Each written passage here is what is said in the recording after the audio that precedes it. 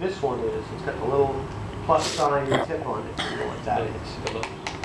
Right, it's called a Phillips screwdriver. This one's got the blade there, like that, just straight up and down or sideways. What is that one called? Do you know? Flathead. A flathead, right. So, he knows the tools. Phillips and a flathead, right. These, so these kind of screws, for example, they have a Phillips head. You'd be able to use that on those. This is a flathead. We don't use flatheads for screws as often, but occasionally. So, flathead and a Phillips. This tool here kind of looks like, and I want to make this very clear though, this kind of looks like a flathead, right? Sort of. It is not a flathead. Don't ever use it for that. It will make you furiously angry. This is called a chisel. This is for cutting wood, right? If you look at it, it's got a really beveled edge there, and it wants to be nice and sharp. It's for shaving, cutting wood with it. You don't want to ever use it like a screwdriver. If you do, you'll ruin the edge on it, and then it's pretty much just a poor version of a screwdriver. And it also kind of looks like this, right? Right? They all look kind of similar. This is a scraper. This is for like scraping crud off of, or laying down putty. This cost about, 75 cents. This cost about, $7. So don't spread spackle with chisel or drive screws, okay? So scraper or a putty knife, chisel, flathead. Good to know the difference because, again, it looks similar, but they are very different in use. Okay, cool. Let's look at a couple of these other things here. This we used last week. What is it? A wrench. What kind of wrench? Nobody remembers. What kind? What that? Did you say it? You said some. A wrench? A wrench. A wrench. There are many types of wrenches, my friends. These are wrenches. Big wrench. Big wrench relative to that one. I've got a big pipe wrench. There's lots of wrenches. What is this one called?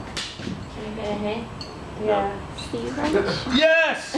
A C-wrench. That's a brand, crescent wrench.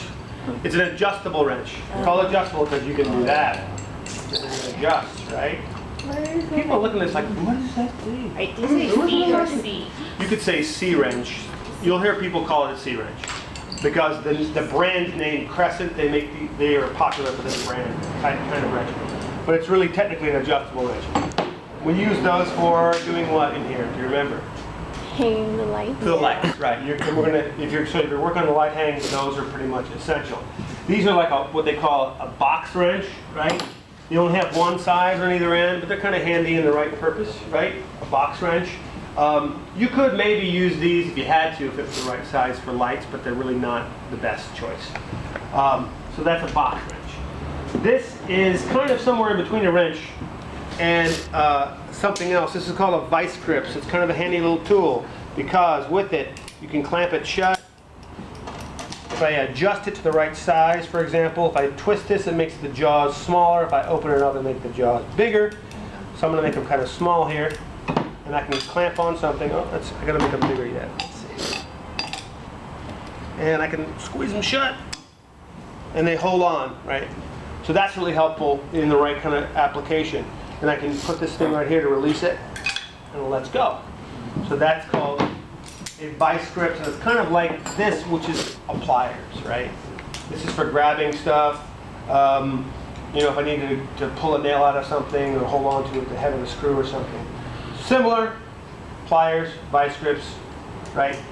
This is kind of somewhere in between the two of those things there. So, adjustable wrench, vice grips, pliers, box wrenches. We talked about those. This is actually a kind of plier. I should have put it over here. This is what's called a needle nose pliers. That's for getting into little bitty things like, if you needed to get into something we don't have a lot of space to work, you can use that tool for that. It's also got a little cutting edge right there to cut through like wires or thin metal stuff. You would never use it for something very big. There's also one other thing that I did put on the table that we use a lot. Let me find it.